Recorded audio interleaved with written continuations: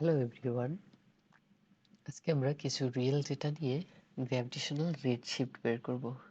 তো এই জন্য আমরা এই ওয়েবসাইটে চলে এসেছি, skyserver.sdss.organization। এদের কাছে অনেক সুন্দর সুন্দর স্পেকট্রোস্কোপিক কিছু ছবি রয়েছে বা ডেটা রয়েছে। আমরা এই ডেটাগুলোকে অ্যানালাইসিস করব। অনেক অনেক গ্যালাক্সির স্পেকট্রোস্কোপিক ডেটা রয়েছে ওদের কাছে। তো আমরা এই particular galaxy, as you can see it, ওদের একটা SDSS আইডি রয়েছে। এই গ্যালাক্সির জন্য রেডশিফট বের করার চেষ্টা করব। তো আমরা স্পেকট্রামটা দেখি, স্পেকট্রাম দেখলে পরে আমরা বুঝতে পারবো। এ হলো স্পেকট্রাম। এখানে দেখতে পাচ্ছি যে অক্সিজেন 3 এমিশন লাইন। আমরা এই অক্সিজেন 3 এমিশন লাইনকে কম্পেয়ার করে রেডশিফটটা বের করব। তো আমরা একটু অ্যানালাইজ করে দেখি স্পেকট্রাম।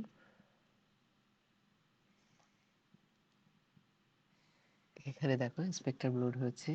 এই যে এই লাইনগুলো হচ্ছে অক্সিজেন 3 এমিশন লাইন। তো এখানে দেখো এই পিকের জন্য ওয়েভলেন্থ দেখাচ্ছে 5896.578, আর এই পিকের জন্য দেখাচ্ছে 5839.829। আচ্ছা, আমরা এই পিকটা নিয়ে কথা বলি। তো এই পিকের ক্ষেত্রে এমিশন লাইনের ওয়েভলেন্থ হচ্ছে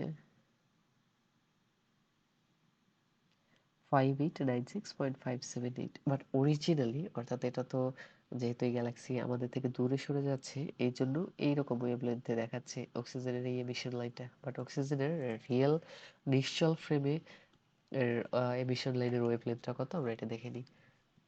দেখতেই পাচ্ছ যে নিশ্চল ফ্রেমে হচ্ছে 5007 ন্যানোমিটার, অথবা 4959 ন্যানোমিটার। আর যদি এটা অ্যাংস্ট্রম হিসাব করি তাহলে দশমিকটা থাকবে না, অর্থাৎ 4959, আর এটা হবে 5007।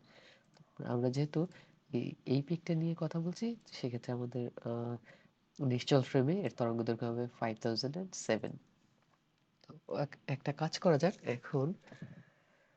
আমরা ছোট একটু পাইথন প্রোগ্রাম লিখি এটা ক্যালকুলেট করার জন্য। তো ফর্মুলাটা অনেকটা এরকম, মানে সূত্রটা হচ্ছে রেডশিফটের, যে z equals to lambda observed minus lambda A by lambda A. এখানে ল্যামডা ই হচ্ছে নিশ্চল ফ্রেমের তরঙ্গ দৈর্ঘ্য, আর ল্যামডা ও হচ্ছে যে বস্তুটা আমরা অবজার্ভ করছি তার তরঙ্গ দৈর্ঘ্য। তো আমরা ছোট একটা পাইথন প্রোগ্রামকে ডিফাইন করি। রেডশিফট আমাদের এখানে ভেরিয়েবল দরকার হচ্ছে দুটো, lambda O and lambda E.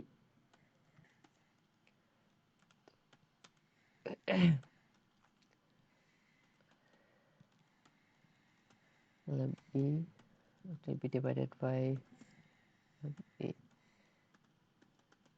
return g।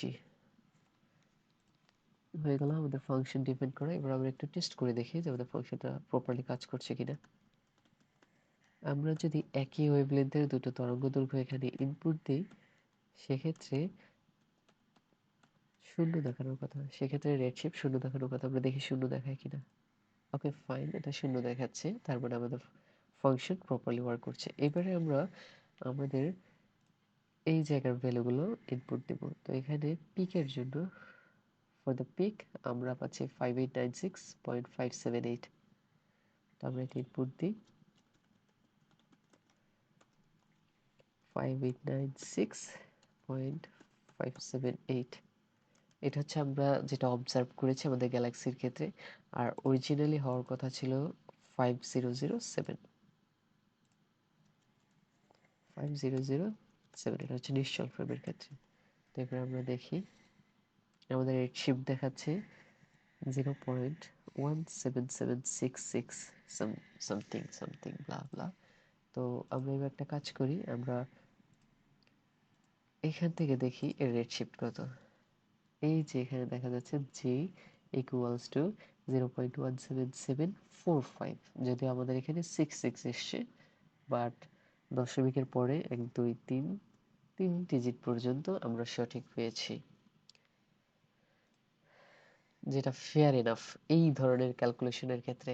এরপরে আমি আরেকটা মেথড ডিসকাস করব হোপফুলি, সেটা হচ্ছে কার্ভ ফিটিং প্লাস ওগুলো ব্যবহার করে অন্যান্য যে প্যাকেজ আছে, ম্যাটপ্লট লাইব্রেরি প্যাকেজ, সাইপাই, তারপরে নামপাই, অ্যাস্ট্রোপাই, এই ধরনের প্যাকেজ ব্যবহার করে কিভাবে এই সিমিলার একটা ডেটা থেকে আমরা হচ্ছে রেডশিফট বের করতে পারি সেটাও ডিসকাস করব। তো সাথেই থাকো। Thank you very much for watching the video.